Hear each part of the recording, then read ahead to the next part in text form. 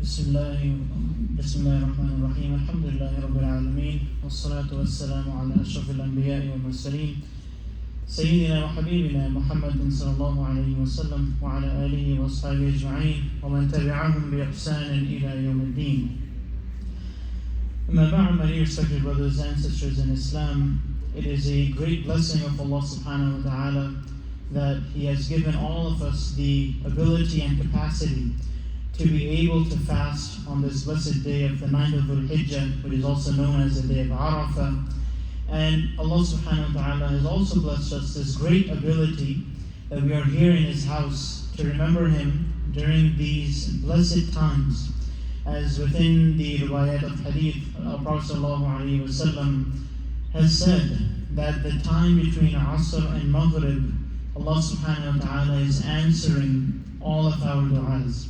And similarly, that is exactly what has been happening throughout this whole day, especially in Mecca by the airplanes of Arafah, where the Hujjaj Kiram, they were all making dua and istighfar and basically pleading to Allah subhanahu wa ta'ala and seeking His mercy and forgiveness.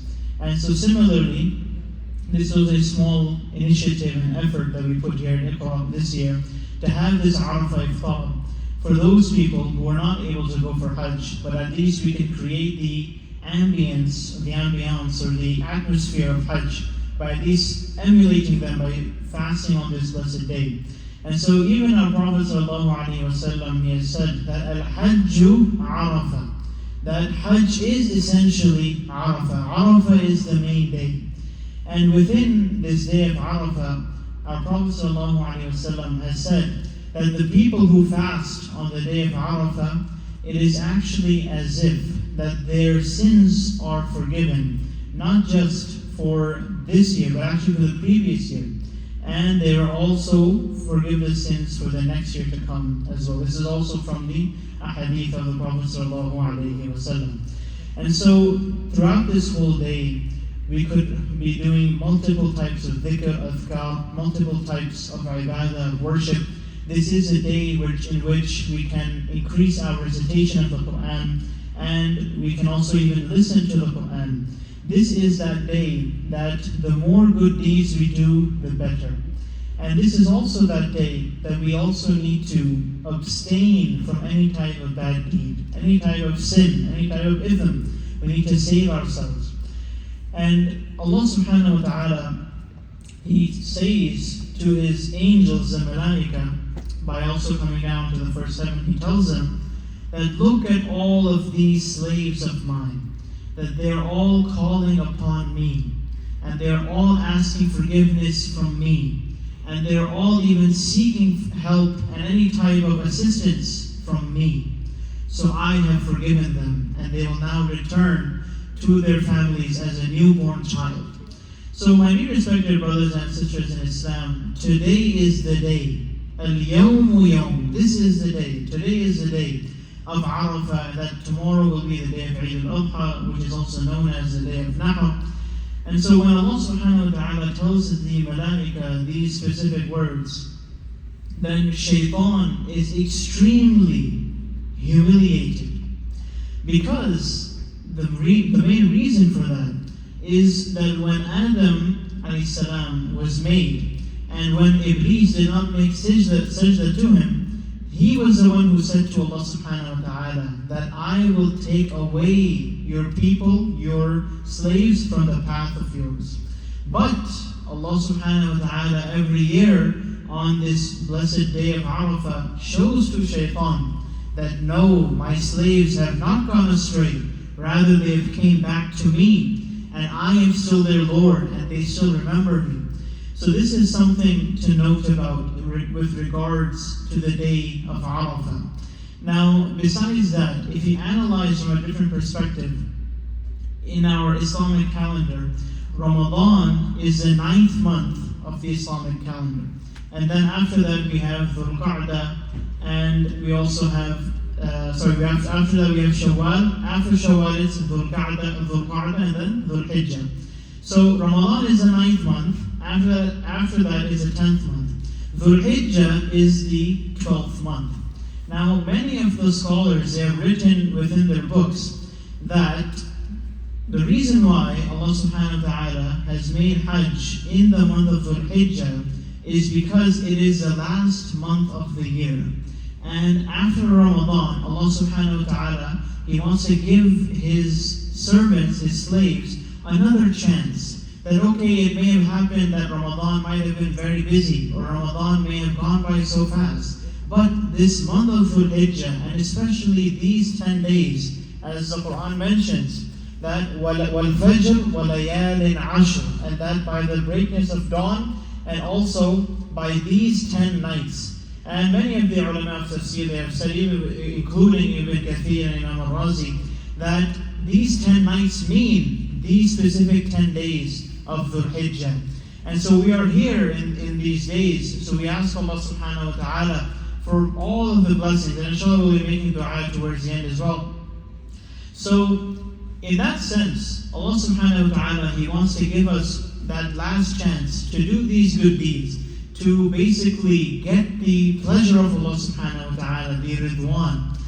And another thing to mention, another point, is that Muharram is known as the first month of the Islamic Hijri calendar.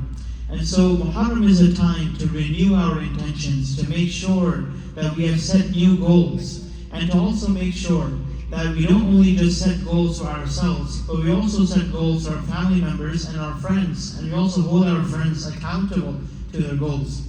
Now let's come towards the day of Eid al-Adha. Now, as we've all been familiar, that the story comes from Ibrahim alayhi salam, that he saw in his dream that he was sacrificing his son Ismail alayhi salam. He asked his son that, Ya Bunayya, what do you find about this? And he said that, oh my dear father, let's go ahead and fulfill the commandment of Allah subhanahu wa ta'ala. And so they go out to the place to sacrifice. On their way they meet the shaitan three times, and that is where Ibrahim alayhi salam, he pelted the shaitan with stones, and that is exactly what the Hajjaj will be doing in the next few days in the Jamarat by stoning the shaitan. And so after that, Ibrahim alayhi salam, he was able to take Ismail alayhi salam to the place where he was about to sacrifice him.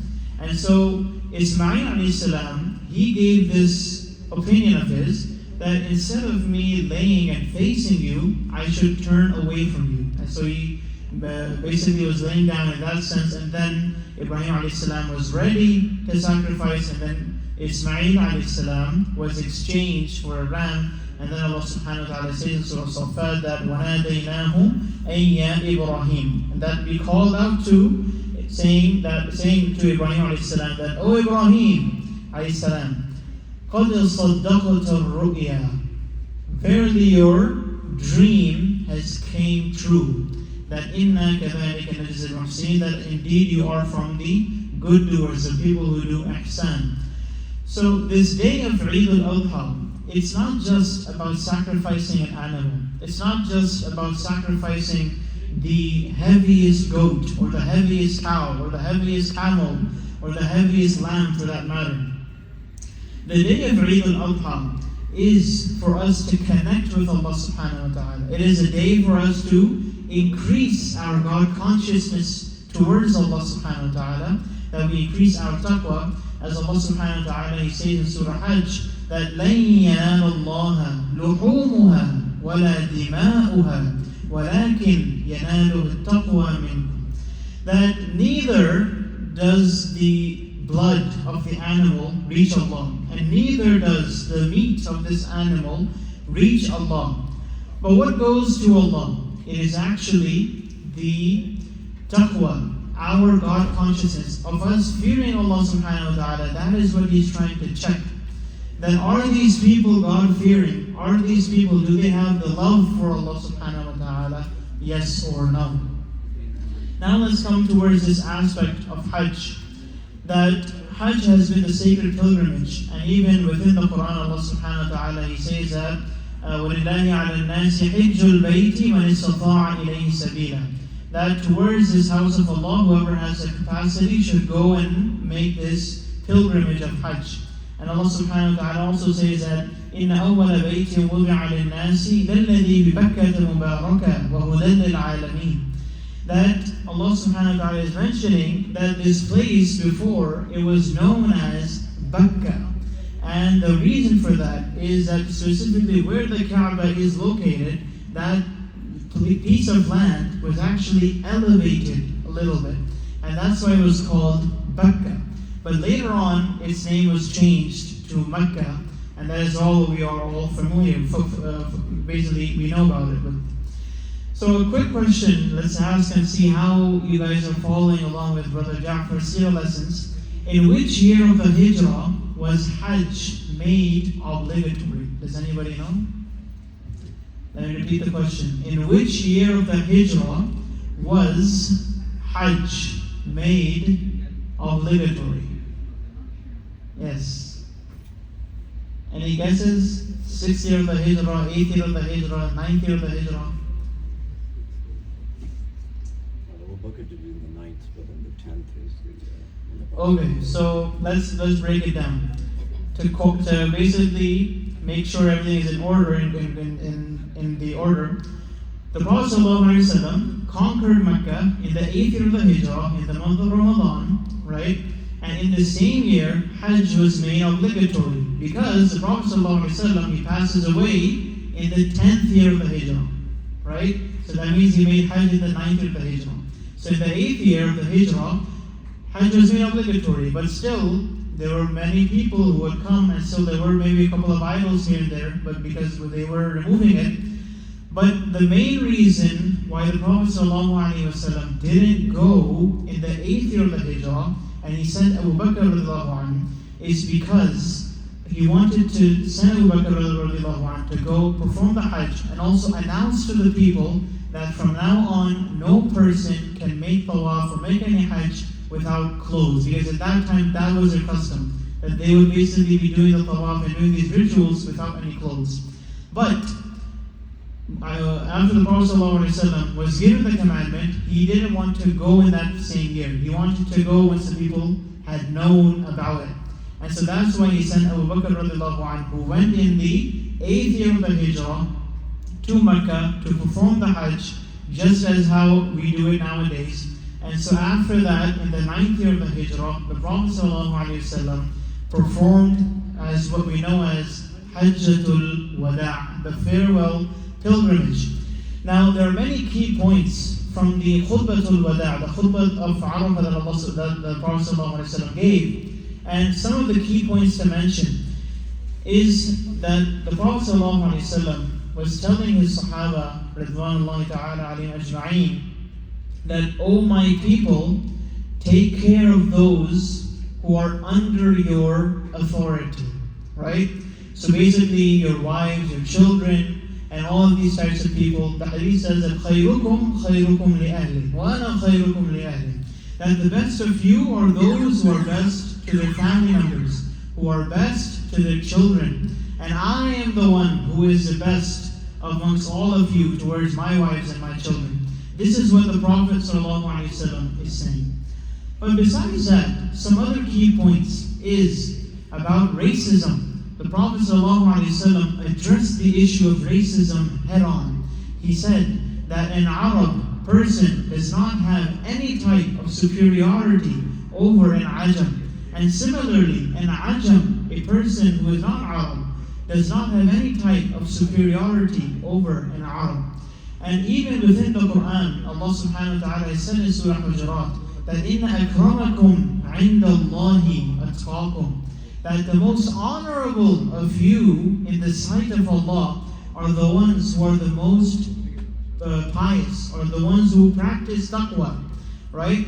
So this is one of the major highlights that the Prophet ﷺ, he wanted to put an end on racism. That there should be no racism, there should be no tribalism, there should be no type that I am from this town, you're from that town, this is my zip code, that is your zip code, right? I mean, we keep on talking about these things, especially here nowadays, that obviously there is one type of racism within the Muslim community, then there's also another type of racism within America, which, many people are doing the struggle and whatnot. But when it comes to racism within our own communities, obviously saying to end racism is very easy, right? to say that, oh, these people, they matter and this and that, is very easy. But when it comes to doing the action, that is where things become difficult. That is where sometimes some people, they will show their type of arrogance or kibr or pride in that sense. My dear respected brothers and sisters in Islam, the message of the Prophet ﷺ's farewell Hajj khutbah is very simple, and it is to unite us within our own communities. We need to put our differences aside, whether it may be our cultural background, whether it may be our ethnic background, whether it may be our hierarchy in terms of our wealth and status. Islam came and it made everyone equal. As even within the Constitution of the United States, what does it say? That all men are created equal. And this is something which is very similar to Islam, because Islam says nobody has any right of basically having any other special treatment, because all men are equal. So that is the main lesson. And this is something which actually Abdul Malik Shabazz, so Malcolm X, you guys may know him, when he went for Hajj back in the 60s, before his assassination, he was the one who saw this. He saw that the true identity of Muslims came forward to him when he went for Hajj, because he saw that there is no discrimination, there is no special treatment. Every single person is just wearing 2 white cloths, and they're all making tawaf, they're all making sa'i, they're all going to Mina, they're all going to Muzdalifah, they're all going to Arafah, they're all going to Muzdalifah, and basically going towards the Jamarat. And that is what he really appreciated. He truly appreciated that, and he also wrote that in his biography, in his book. So this comes to tell us that this year, the Dhul Hijjah, Eid al-Adha of 2023, of 1444, should be a turning point in all of our lives. That when we go to the slaughterhouse, inshallah ta'ala, after the Eid Salah, even though there may be a lot of chaos over there, but anyway, whenever we get to our animal, make this intention that this year, when I say that قُلْ إِنَّ صَلَاتِي وَنُسُكِي وَمَحْيَايَ وَمَمَاتِي لِلَّهِ رَبِّ الْعَالَمِينَ, that this year my salah, my sacrifice, my life and my death, they are truly for Allah, and that I am also sacrificing my ego, I am also sacrificing my personal other desires, I'm also sacrificing my desire for all of this type of status and wealth and fame and all these kinds of things. Any type of bad thing that we have or we may have in our life, think about it and write it down and go towards the sacrifice and say, you know what, this year I'm sacrificing it. And also make a resolution that basically for the next Hijri calendar year, I'm going to try to have this specific habit within me. If we even just focus on 3 habits and try to bring them throughout the course of our lifetime, inshallah ta'ala, many things can be done with them. So inshallah ta'ala, now we'll make our way towards making dua and asking Allah's forgiveness and asking His mercy and rahmah upon all of us. So inshallah, I'll make dua and you can also join in us, inshallah ta'ala. اللهم لك الحمد كله ولك الشكر كله وإليك يرجع الأمر كله علانيته وسره فأهل أنت أن تحمد وأهل أنت أن تعبد وأنت على كل شيء قدير. اللهم لك الحمد على نعمك العظيمة وآلائك الجسيمة، حيث أنزلت إلينا خير كتبك وأرسلت إلينا أفضل رسلك وشرعت لنا أفضل شرائع دينك وجعلتنا من خير أمة أخرجت للناس. ولك الحمد على ما هديتنا للإسلام، ولك الحمد بالقرآن، ولك الحمد بالإيمان، ولك الحمد بالأهل والمعافاة برحمتك يا أرحم الراحمين. اللهم إنا عبيدك بنو عبيدك بنو إمائك نواصينا بيدك ماض فينا حكمك عدل فينا قضاؤك، نسألك بكل اسم هو لك سميت به نفسك أو أنزلته في كتابك أو علمته أحدا من خلقك أو استأثرت به في علم الغيب عندك أن تجعل القرآن العظيم ربيع قلوبنا ونور صدورنا وجلاء أحزاننا وذهاب همومنا وغمومنا وسابقنا ودليلنا إليك وإلى رضوانك وإلى جناتك جنات النعيم. ربنا آتنا في الدنيا حسنة وفي الآخرة حسنة وقنا عذاب النار. ربنا لا تؤاخذنا إن نسينا أو أخطأنا. ربنا ولا تحمل علينا إصرا كما حملته على الذين من قبلنا. ربنا ولا تحملنا ما لا طاقة لنا به واعف عنا واغفر لنا وارحمنا أنت مولانا فانصرنا على القوم الكافرين. وصل اللهم صل على محمد وعلى آله وأصحابه أجمعين برحمتك يا أرحم الراحمين.